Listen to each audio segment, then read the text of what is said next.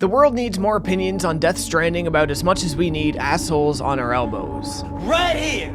An asshole! That is to say, not at all. Chances are, if you've seen much of this game, you can already make up your mind well enough. I, for one, wasn't too interested until I seen how challenging it was for people out there to make heads or tails over. Whether this game was good or bad, fun or boring, watching people engaging in discourse over whether or not games needed to be fun to be considered good, or how words like fun should even be interpreted. So before we get too into this, there's a couple things I want to get out of the way. First, my thoughts on the discourse, and then my experience with Kojima and his games, as I think these things will better color everything we're about to go over. If you just want to skip to the actual review, click to here.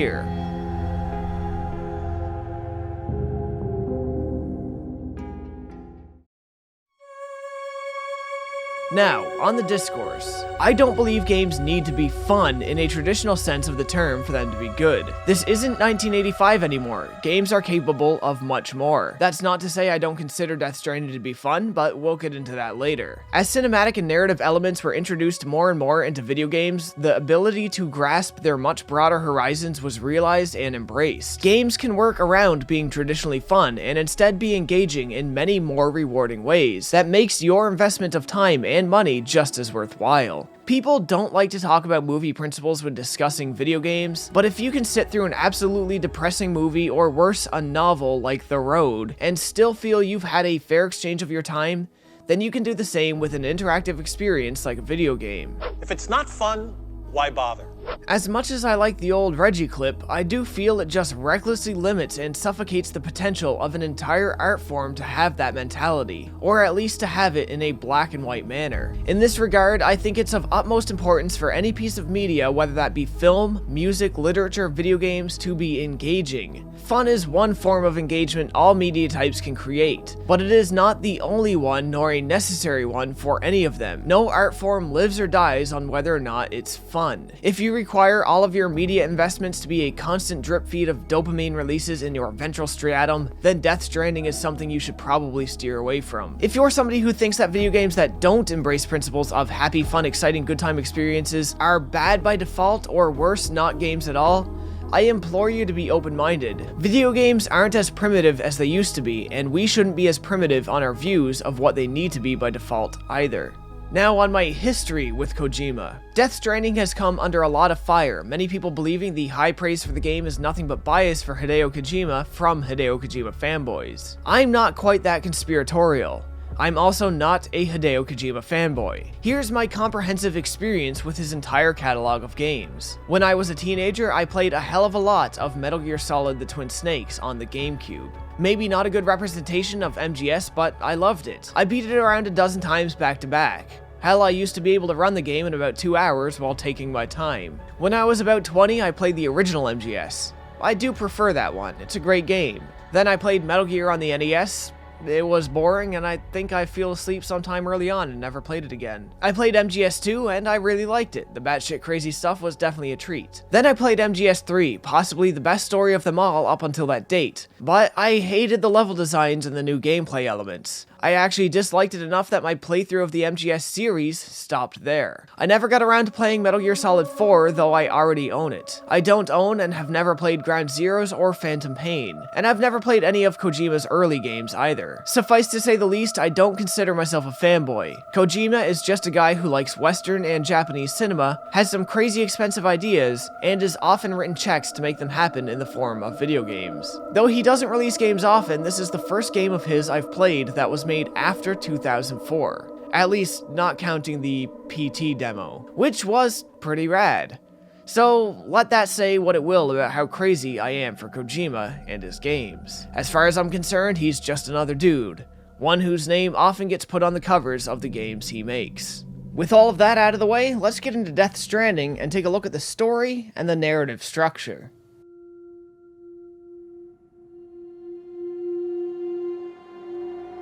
To avoid confusion, I'm going to use as little of the game's terminology as possible and speak in relative generalizations. Death Stranding takes place in a not exactly distant future. The United States of America is gone. Big boom, world ruined, yada yada. In the fallout of the Great Catastrophe, the world has completely transformed. The remaining survivors spread out across America live in bunkers beneath the surface, safe from the BTs, phantom-like creatures who roam the world, and also safe from the timefall, a sort of rainfall that rapidly speeds up the growth and deterioration rate of everything it touches. Under timefall's influence, plant life grows within seconds from its roots to full size and dies promptly after. Humans age from their youthful selves to frail, old, and withered in minutes. Metals rust and deteriorate. Everything breaks down. What would normally take decades can occur in 10 to 20 minutes, making the world harsh and uninhabitable. To survive the current climate and mankind's seemingly pending demise, the United States attempts to reform as the UCA, the United Cities of America. However, mankind is spread too thin, the population too sparse, and communication is impossible with no digital network to tie them together. This is where our main character, Sam Porter, comes in. Through no shortage of coercion, Sam, the postage stand delivery man, is convinced by the then acting president of the UCA to venture across America and re-establish the chiral network, a kind of internet service of sorts. In re-establishing the chiral network, bunkers can communicate with each other in a Skype call kind of fashion, and work together to see that medical supplies and other things can be shared from location to location via delivery. In addition to this, roadways can be built, as well as other structures such as timefall shelters to aid travelers, zip lines for quick transportation, wireless generators for charging the batteries in electronic devices, and much, much more. At its root, Death Stranding isn't so much about delivering Amazon packages following a Black Friday sale. It's more about uniting humanity in the wake of pending demise by establishing lines of communication. Of course, as this is going on, the mystery of the BTs, their power and origin and weaknesses must be uncovered. Sam also finds himself linked in a fashion to a long-dead war veteran, periodically haunted and hunted by him. He must discover why in order to properly defeat and escape him. Terrorist cells are active all across the UCA, and bandits hunt the postmen to steal their cargo, as the packages you send back and forth are about as good or better than most currency left in the UCA. Death Stranding is broken up into chapters of extremely varying lengths. To do only the storyline content, the game might only run you about 28 hours, roughly 6 of which will be cutscenes. To do a completionist run, it can take you hundreds of hours. I think the average run would be anywhere between 35 and 50 hours. Now, most of the writing is actually pretty solid and works well to deliver on the game's themes and social statements. Statements like humanity's seemingly inconceivable and limitless potential when united. However, there are some issues spread throughout. Each chapter is centered on telling the story of a different character, and the focus is put so strongly on these characters that the world beyond them sometimes ceases to exist. This can cause the feed of pertinent information to be a little inconsistent. We spend a lot of time covering some small details, while long known, important, and big ones, for some reason, only come out late, as if intentionally withheld with little reason or motive as to why. It's not a huge issue, but I do think the information could be fed out at a better rate, even if it means giving less reveals towards the end of the game. I mean, towards the end of the game, there's actually a long cutscene recounting a story in its entirety that we already seen told in bits and pieces throughout the game. While emotionally effective, it did feel like we could have done without it, and that maybe it was only put there at the end because they assumed most players just wouldn't have been smart enough to see how the story unfolded when it was told in pieces. It's a little insulting, but still not a terrible way to cap things off. There's also a somewhat annoying issue of our main character being mostly mute. I get that fetus Reedus is not a cheap actor to get, and the more lines you feed him, the more the budget rapidly increases. So to save on some cost, it seems they made characters often just talk at him, with him giving no responses whatsoever. He is active when it matters most, but there is a lot of time where he isn't, and it doesn't help with the world immersion much at all. But by far the worst thing when it came to the writing was the misplaced puns. Like Mario and Princess Peach.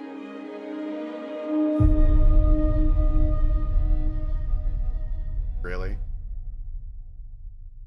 Was that like a Kojima dad joke? I don't know whose bright idea this was, but on more than one occasion, emotional and investing scenes are capped off with some really lazy and lame puns. Now don't get me wrong, I love puns, especially the bad ones. This game's a treat. But there's a time and place, and Death Stranding unfortunately misses it quite often. To add to this, every character is named after something pertinent to the world or their backstory. Sam, the transporter porter, or Bridget, head of bridges, for example. This is consistent with every main character, and it really just adds a painful layer of cheese on top of everything. That aside, the character stories I did feel really drawn into, but I can't say much about them as each one would kind of spoil a great reason to play the game. Mama, Fragile, Hartman, Die Hardman, and Sam, of course, ended up being among my favorites. Mama, in particular, I don't think I'll be forgetting anytime soon. Not only was her story incredibly unique, but it was kind of really screwed up, and I absolutely loved it. Sam's story is the only one that's kind of consistently unfolding throughout the whole game, as our curmudgeonly screw America bad boy gradually softens and learns to care for and protect the world around him, like a lone wolf learning to see value in the pack. A value he comes to learn by spending so much time with his BB, a tool given to him by the UCA. BB is a live baby who's never exactly had much of a life. He is treated and regarded as a tool, and is constantly stored in a little container. Through a strange birthing process, BBs have become bridges of sorts between the two sides of life and death. And through this, they have gained the ability to see BTs in the wild and share that vision with a human carrier whom they have linked to, making them an indispensable tool for anybody unfortunate enough to travel across the post-disaster UCA. We are told not to get attached to BB, that he's not a real person and to be thought of as only a tool. But as he works and gets stressed, you'll need to comfort him, and through doing this repeatedly, you can't help but become attached and want a good life for BB. I mean, just look at him. When he giggles at you, rocking him about, the bubbles that come out of his mouth are in the shape of hearts. The little guy loves you, so of course you're gonna want to love him back. But is it possible for a person or a thing like BB to have a normal life or survive outside of the tube? Would you even want to bring another human into a world such as this? This is but another question you'll find yourself asking as you play Death Stranding. And it's one of many things you'll find working to get you emotionally engaged in the journey of Death Stranding. Now there is one issue many people seem to feel in unison, though I don't particularly share it. Maybe so many slow RPGs have just desensitized me, but many players have reported feeling that the game is a real slog to start, and that it doesn't pick up until about the 10-hour mark. Around then is when you start getting more structures to build and when the chiral network starts working in your favor. But personally, I was in awe of this game from the first minute I stepped into it. There was enough to see and learn in those first 10 hours that I was consistently pumping along, experimenting and exploring with a smile on my face. I feel if they gave me more access to more structures right from the beginning, it would be incredibly overwhelming. So for me, it was pretty solid. So in short, you need to connect America by re-establishing the chiral network. While doing this, you uncover many mysteries that came as a result of the boom that destroyed the nation. You'll meet many well-fleshed out characters with interesting backstories, and you'll develop yourself every step of the way. And speaking of steps of the way, navigation is very much the name of the game here. The gameplay in Death Stranding, though basic on the surface, is one of the most complicated things to actually properly convey. So let's look at that now.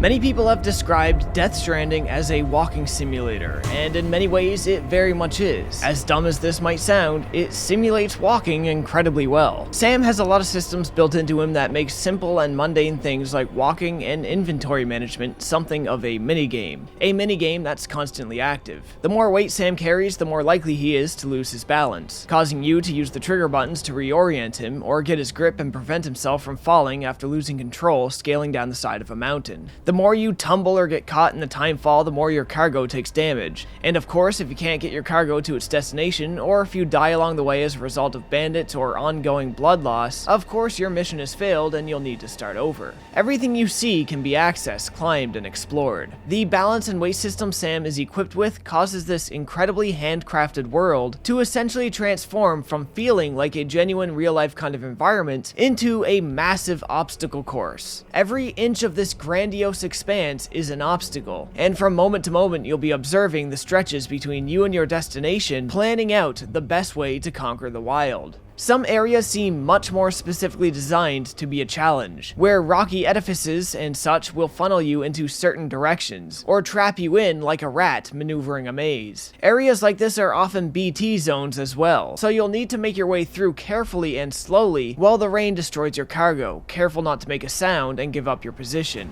If you are caught by BTs, a few things will happen. Tar-covered humanoids will claw at you from the ground and try to drag you and your cargo down with them, and this becomes an extension of your endurance and stamina versus your balance in order to escape. If you fail to escape, you're quickly dragged away, and what happens next is something that took me so off guard the first time it happened that I was completely blown away and on edge. Because of this though, I won't spoil it, but that first time was some of the craziest shit I've seen in a game in a while. Of course, there's more issues than just the timefall damaging your cargo. Heavy rains will make the environment more slippery and harder to climb, Breath of the Wild style. I can see this being annoying to some players, but if it's any consolation, it's not nearly as unforgiving, and there's a lot of gear that can help you combat the adverse weather conditions. Heavy snowfall will obstruct your visibility, and heavy winds will easily throw you off balance. Deep water and vast rivers will also pose a massive threat when venturing around, especially where some cargo cannot be submerged. Most delivery quests do feel kind of the same in execution, but the odd one here and there will be a bit different. Quests where the objective is body transportation and things of the sort. Authors like Gary Paulson have made their living telling man versus nature stories, and for one of the first times in my gaming history, the game perfectly ensnares that kind of obstacle. Battling the land and the weather may seem mundane at first, and I can understand why. It's not something I thought I would enjoy, but I truly ended up getting immersed in it. To aid in your travels, you can craft 3 primary types of items: gear, tools, and structures. The gear comes in many forms: boots to prevent your feet from bleeding and blood loss, battery-operated exoskeletons to help with your balance and weight limitations, hovercrafts to carry freight, repair spray, monster energy drink to help you restore your stamina, yes, actually, grenades and guns, both lethal and non-lethal in nature, some of which will actually use your blood as ammunition, and of course blood bags to replenish that blood. For tools, you have items like ladders, which can be placed anywhere the ladder can span the expanse. We have ropes you can plant and use to scale down the side of a mountain,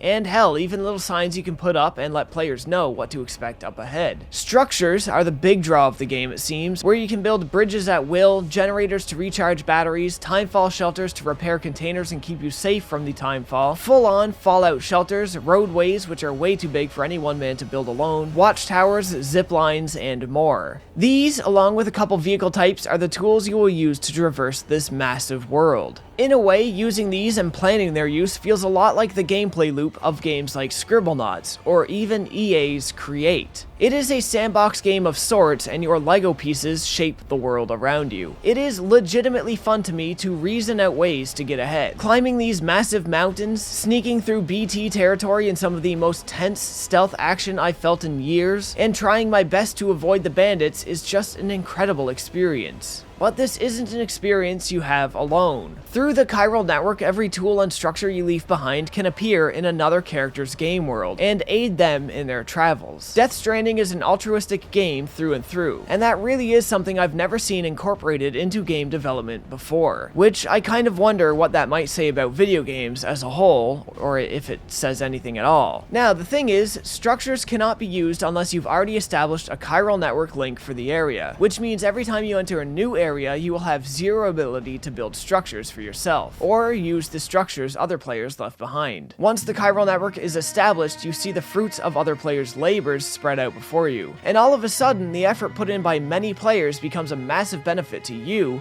and the world becomes much more traversable. Of course, you don't see every structure they left behind. If that was the case, the world of Death Stranding would be completely covered in ladders. Instead, what structures appear in other people's worlds is dependent on the amount of chiral bandwidth the creator has. In doing side quests, you strengthen your chiral bandwidth in each zone. If you do nothing at all to increase your bandwidth, then your structures won't appear as often for other players. This, of course, means less likes on your structures, and as we all know, likes make the world go around. The chiral bandwidth thing is a good idea, but there's a few things I wish it could do better. For instance, if you've constructed a series of zip lines to get up and over some mountains and all around a zone, there's a chance that only one zip line will appear for other players, which would essentially make it a near useless structure in their world. Something like the zip lines when spawning in other worlds I think should spawn with all other connecting zip lines made by that player. But otherwise, it's a solid balancing mechanic. The roads, as I mentioned before, are very difficult to build on your own, and so they exist on a server where players asynchronously put resources into it. If you put only 10% of what is needed into it, then 9 other players might put the remaining 90%, and you all get the benefit of your collected work. It's a lot like the You Are a Dragon from Dragon's Dogma in that sense. A boss with possibly the largest health pool in RPG history. Every time you beat him, he respawns with more HP, making it near impossible for any one person to beat him alone. So his health pool exists on a server where everybody chips away at it together. And though you never see those other players, you all have the sense of being in on it together, and you're left with nothing but a feeling of gratitude and satisfaction when the dragon is overthrown. This is double true for the roads in Death Stranding. When a whole roadway is built, you can basically bypass any obstacle and just cruise on by in a vehicle. Though this may seem counterintuitive to the gameplay I described earlier, there's a meditative quality to it, and a rewarding feeling of just reaping what you sow and feeling the direct benefits. The more you put into Death Stranding, the more you get out of it. Now, if this doesn't sound interesting to you at all, the game isn't going to be for you, because in every other area, the gameplay stumbles. Earlier I mentioned guns and combat, and that's all they're really worth, is a mention. Lethal combat is discouraged, so you do have non-lethal weapons, but gunning people down simply isn't fun. The environment isn't designed for action, and for the most part, you'll just be walking, shooting, hiding behind a rock, and shooting again. Gunplay is so boring in fact that I mostly opted for the cumbersome and clunky melee combat instead. Sam has a basic series of punches and tackles, which of course throws you off balance, making the whole thing feel a little stiff. Grounded, yes, but stiff. You get some special items like ropes that you can bind enemies with, but I found the most effective thing just picking up random pieces of cargo and bashing them in the face with it. Battling these bandits is just kind of an ongoing stream of guy arrives, guy gets knocked out by freight, pick up new freight, hit the next guy with it. Sometimes it feels like there's no end in sight to how many bandits there are, which makes these rather boring encounters just overstay their welcome time and time again. To me, the best part of the gameplay is just the exploration, the building and planning of adventures, and that sort of thing just really isn't for everybody. But I loved it in Breath of the Wild, and I think I love it here even more. But yeah, that's about all the important stuff as far as the gameplay is concerned. Well, I guess there is a piss mechanic. If you piss enough in one spot, you make a mushroom that other people in their world can eat from. Good old piss mushrooms. But from here, let's just take a look at some technical elements.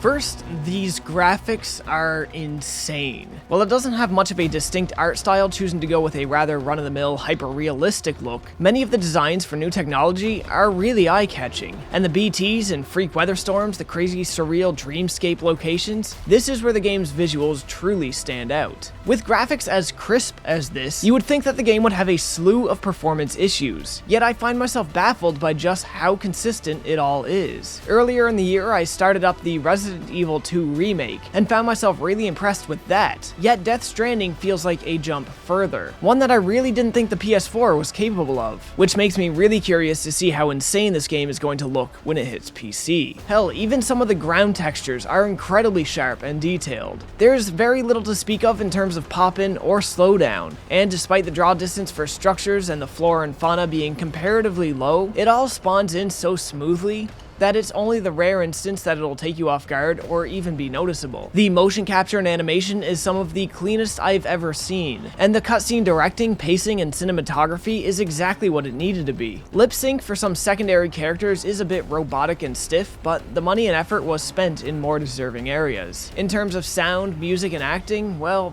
this game does have a couple of misses. The sound design is mostly good, though some things like the gunshots feel just a little weak, or at the very least average or generic. Nothing here really stands out. The music for Death Stranding, what little original music it has, is pretty good, yet still not great. Honestly, I looked and there's an hour and 46 minutes of original music, yet it feels like there's 20. Most of the soundtrack seems made up of Low Roar's discography and a few other random tunes, which, mind you, fit the atmosphere incredibly well when you're just roaming around. And BB also seems to really like it, so I can't be too upset about it. The character performances are excellent, though Fetus Reedus really isn't the standout performer here. Most of what was impressive with his role was thanks to the animation department. He fills his role excellently, but it's not a very demanding one. The star performer here, I think, is Tommy Earl Jenkins, who plays the part of Die Hardman. Now, at first, seeing him through just the mask, I thought this may have been performed by Tony Todd, and I was actually a tad disappointed to find out that I was mistaken. That said, giving a performance that can be mistaken for such a badass is some of the highest praise you can get. Tommy Earl Jenkins stole the show for me, though the scenes responsible for why, I can't and won't show for spoiler reasons.